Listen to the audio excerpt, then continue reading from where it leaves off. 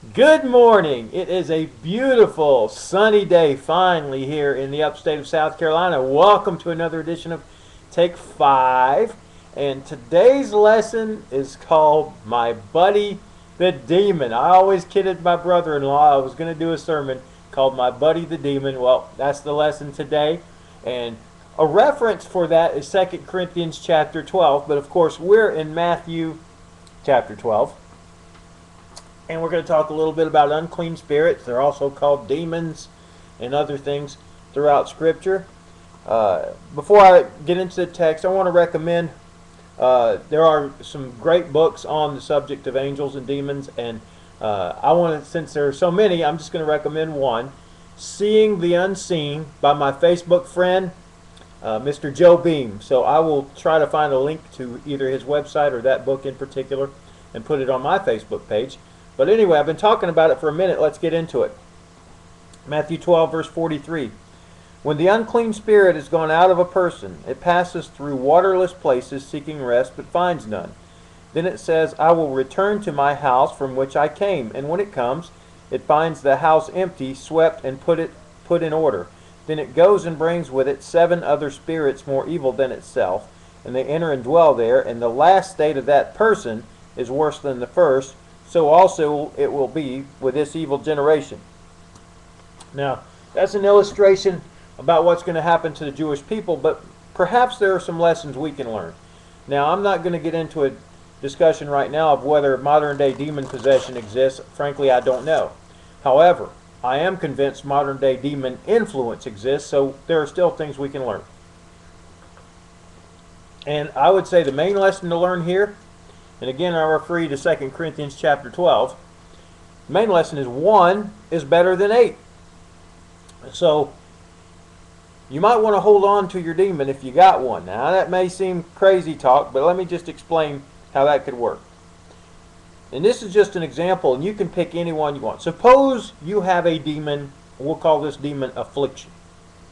And this demon just afflicts you. You got pain, you got financial trouble, you got emotional trouble, you just have all kinds of affliction. You're not really tempted to sin per se, except that the affliction might tempt you to do certain things, but the demon is just afflicting things on you. Now there are demons that tempt us to sin, but this particular one isn't. So you pray and pray and you fast and fast. And the demon finally gets tired of that and he leaves. And so now you're all clean. And you're feeling pretty good. Well, that demon's thinking, I got to go somewhere.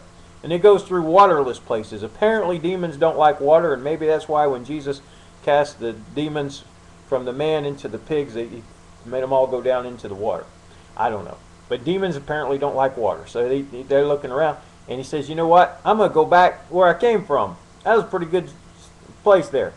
Except this time, I'm taking some friends. So he goes and gets 7 of his buddies. He says, look, I know an empty house. Let's go back to that one. So he gets there to the door. Now, he doesn't send them all in at one time. All right? The first one he sends in is independence.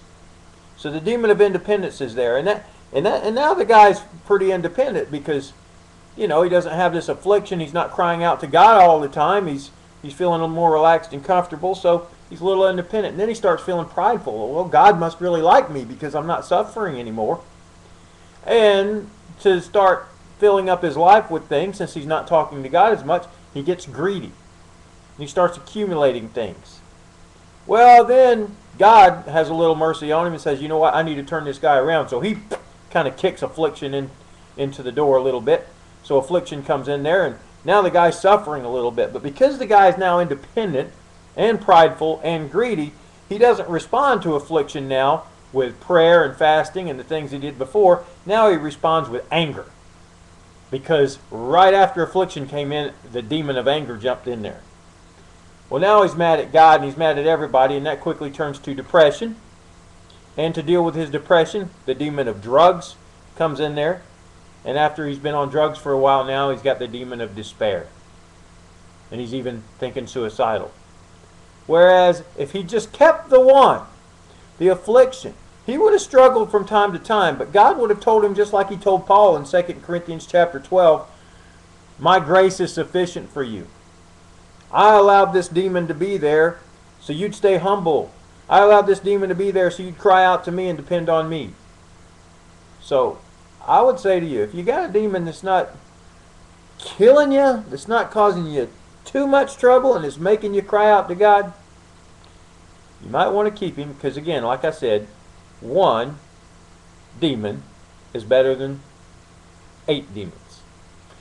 Anyway, that's my thoughts. I'm interested in yours. Come back tomorrow for the next edition of Take 5.